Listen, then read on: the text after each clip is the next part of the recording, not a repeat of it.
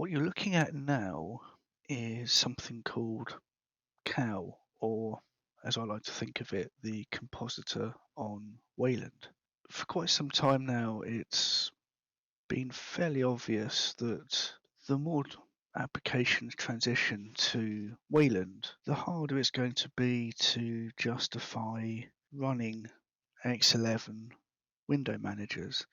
Now, I have written about this in the past, explaining why there is no such thing as a potential port of FVWM to Wayland. The architectural differences preclude some of the features that people are familiar with, such as reparenting windows, FVWM buttons, some of the sort of drag and drop features that FVWM used to have, etc. It will look and feel very differently. So the question's always been that the individuality of window managers is harder to reproduce under Wayland because there is no architectural split between what we think of as a window manager and the actual display server, because under Wayland they're one and the same thing typically. So if you look at, say, Hyperland or Sway or Niri or other projects that are fairly well established in Wayland, they're not just responsible for the window management, they're also responsible for the display server, so it's all one big lump, architecturally speaking. Now, that's an issue because there is a lot of complexity and duplication when you're having to think about writing a compositor like that. Projects such as WL Roots does make some of this easier by taking some of that so-called boilerplate and allowing you to use that directly, but even that still means a large swathe of code that you have to write. Well, up until fairly recently, this is a slightly easier problem than you might think. There is a project called River, which has been around for a while. It originally started, I believe, as just a tiling compositor, which again followed that monolithic architecture. Excuse me. However, now what's happened is that River has successfully been re-architected to act as a compositor.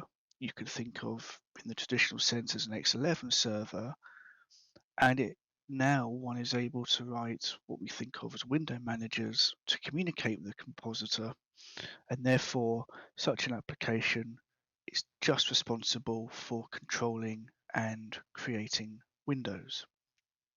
So, of the past couple of months, I have been developing what I hope will be a spiritual successor to FVWM.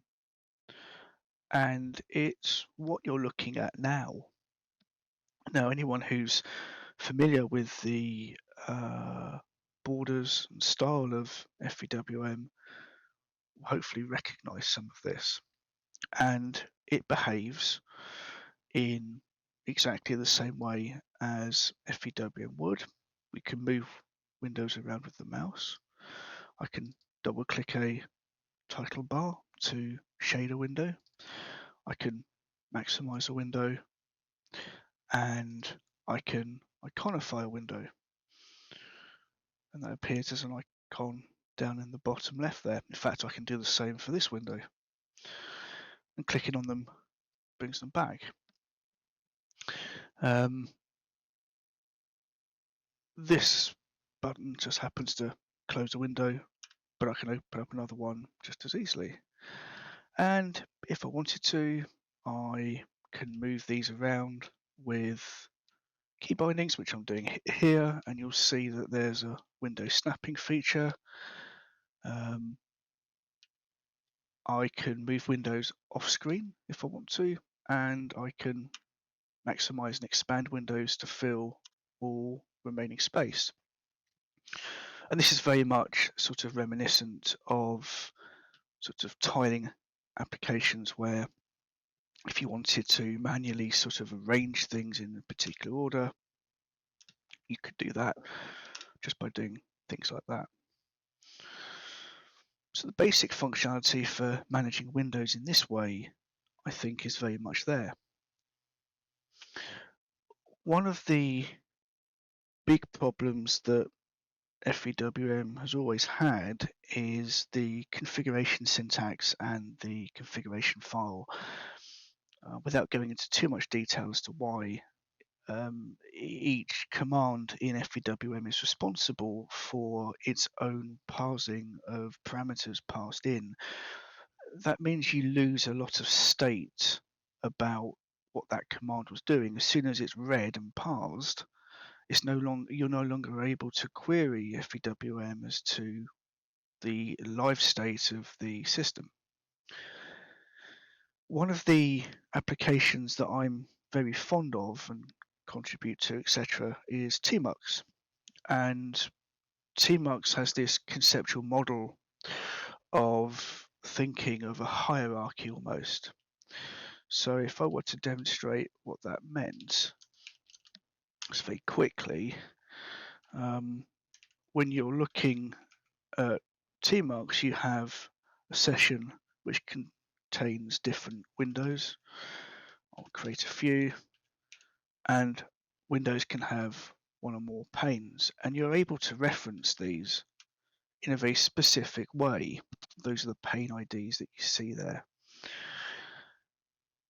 That model of looking at session window pane is very similar to looking at output, which is a Wayland parlance for monitor. So output, desktop, and window. And with that mental model, one is able to think about how you might therefore start to reference these things from a configuration point of view. And that's loosely what Cal is doing with its configuration. So if we just look here at the configuration file for Cal, it's not too dissimilar to that model. You have a set command which globally sets up various bits and pieces. You can see that I can specify the border width in pixels, the border style for the window itself. This is global, so it applies to everything. Title height, etc., etc. Focus policy, the font for the title, and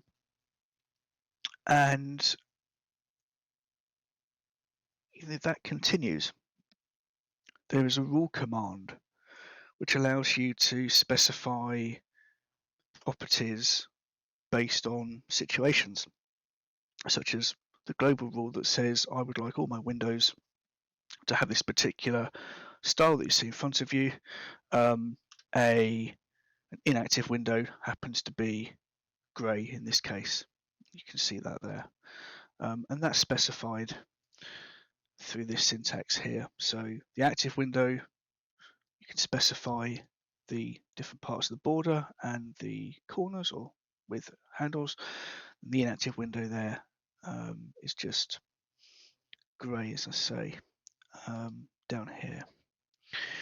I can, if I want to, override that. So if I switch to desktop 2, for instance, and open up some windows, you can see some really garish, and this is done deliberately, very garish changes to the title bar there because I'm on desktop 2. Note that the specifier here, :2, just means any desk or desktop that is the number 2. There is specificity to this. Excuse me. So if I wanted specifically to make just a particular output on desktop 2 this particular horrible shade of yellow, then I would do this, and if you look at the top here, you can see I've actually got the screen name there. So I would use DVI I2 colon 2, and then the global reference, and then the rest of the particular things I wish to change.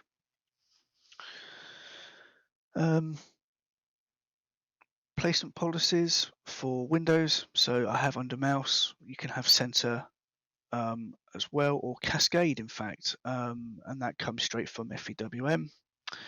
Desktop configuration, this was something that I added to FVWM a few years ago now. This is inherently supported here in COW. You can have global and per output. There is a shared mode for this as well. It's currently broken, I need to fix it, but that ought to behave as it does in FVWM at the moment. And then we just have some actions for launching different things. So you've got the name of the action that we want to perform, and then the command that needs to be run. Different desk bindings. So bind is a command, and then you have the modifier and the key itself that you wish to bind, and then the command itself, and that command is desk in this case, and -d specifies the desk that we wish to switch to. And if I just do that, if you keep your eye at the top here, you'll see that as I go through these, we're cycling through different desks, and then when I reach back to 0 again, we're all the way round to what we were looking at previously. I can also send windows to desks, so just to prove that, if I run Midnight Commander, say, and I want to send it to desk 2, I would press the L for logo key, which in this case is mostly the Windows key for those people who've got a keyboard like that, and I would just press Shift and the number 2, and off it goes. If we switch back to desktop 2, there's the window that we just sent. Another feature that I find really useful is what I call collecting a desk, and that allows you to preview the windows on that desk. So if I press, say, if I want to collect desk 0, what that's done is that's brought over the window that was on desk 0. And you can tell that because I've got the status indication here in orange. I can move this window about. It's still helpful because let's say I wanted to read something about that. It's still here. I can resize it. I can do what I want whilst it's in that collected state. When I uncollect that desk, which is the same key binding again because it's toggling, the window goes back to desk 0 and it's put back to the geometry it was before it was collected. So what that means is we can independently look at windows from other desks, and it retains the window color of that desk if that's applicable. So here's all the windows on desk 2, and if I move that, I can, let's say I make it maximized. It was not in that state before we collected it, and when I undo that and go back to desk 2, we'll see that the window here for Midnight Commander is back to the size it was before it was collected. So I find that really helpful as a bit of a glance into a particular desk. You saw me do some of these operations earlier.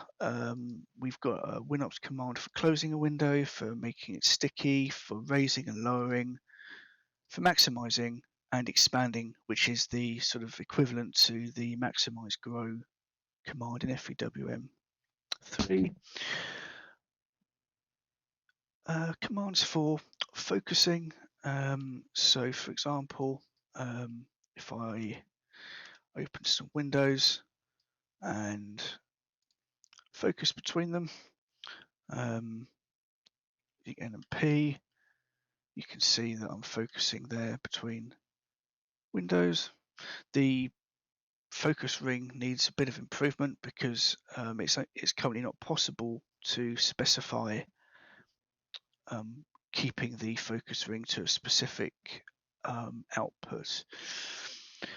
Window movement up and down. This is a step size which is configurable globally, but I'm able to move a window, in this case using a step size of about 5, so it's very fine grained. I've also got a separate binding for just snapping windows together, and you can see that behavior happening here. I can, if I want to as well, center a window on the screen, and as well I can resize windows in different ways. So here I'm able to sort of move windows up and down like that. There's all sorts of different things that are possible. These are the actions that we saw earlier. So for instance, I can open up Brophy. You won't see that, it's on a different screen, but that's how you have like user defined actions. Moving a window left and right, yeah, I mean, that's fairly straightforward. Resizing also works, as you'll note. And then there is one final feature that's there at the moment, and that's something called containers. Now this is still a little experimental, so there may be some bugs in this. In fact, I know there are, even whilst I'm demonstrating this to you. So although this can be done via a specific command called window container, I think it's probably easiest to look at this from the point of view of something that's interactive with the mouse. So by containerizing, I mean being able to basically have tabbed windows. So when I do that, the target window is this focus window in front of you here. The orange represents the target, so the source window, I should say, really is the focus one, and we want to containerize it, say in this window here. When I do that, I've got the two windows here. The focus one is in white, and that's the default for any focus window. There is also the unfocused side of it, which happens to be in magenta, and I can just click and go to the other window that's tabbed, and I can go back if I want to, and so on and so forth. I have some bindings here for that, which happens to be logo tab for me, which is quite handy. It's also possible to swap them using these key bindings here as well. So this is quite handy. If you want to remove a window from a tab, it's the same key binding as it is to actually containerize a window, except now you release it and it just uses the same geometry size as it did before. So in theory, if this works, we should be able to do something like this. And that now we've got our windows here. If I wanted to close one of these, well, the button up here for close is quite convenient because I can press that. Then we're down to 3, down to 2, then we'll be down to 1, back to where we started. So the spiritual successor to FVWM, I think, is going to be Cal on Wayland. I said before about commands, you can actually already script this from the command line. There is a separate command called mucal, which allows you to send the commands that we've just seen in the configuration file. So for example, if I wanted to say set the border style to MWM, which is a built-in one, watch very closely and you'll see that the border style has changed to something that mimics the motif window manager a little more.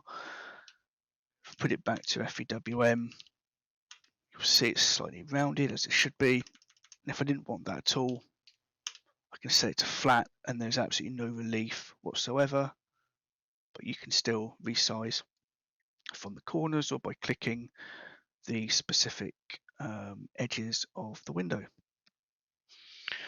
So it's this mucal command that will just basically send whatever you want to cal. The documentation at the moment is a little bit light, I have to be honest, but there's possibly just enough there to get you started. Predominantly though, I think the example config is the better option, and for that, if we just again using this collect feature, just look at the example here. Everything that you probably need to get started is referenced in here. As I say, this project is still very much in its infancy and there is a lot to sort out. I don't have the command syntax now down. There is code duplication all over the place. I haven't done any optimization or refactoring yet. I'm just very much wanting to get the features that I think we need in this, and then I'll worry about making code optimizations and the architecture much more neater than it actually is. So if this is something of interest to you, and if you think this is something you would like to help out with, I am very much welcome to suggestions and ideas. I will put a link to the repository in the description of this video so you can see it. It's hosted on Codeberg. The README is fairly self-explanatory. We do have an IRC channel on, and I've mistyped that actually, but it should be libera.chat, which is used fairly extensively by most open source projects, including FVWM actually. So if you have any questions, by all means come and say hello. I am idling there. One other thing as well, I should point out that I said before about the architecture and River sort of acting as a bit of an X11 display server. This article, which I'll also leave a link to, is really interesting. It shows what River is doing and the capabilities that it provides. And like I said before, this really does allow focus on the actual window manager side of things. So that's kind of neat. Like I say, any questions, let me know. Otherwise, thank you very much for listening.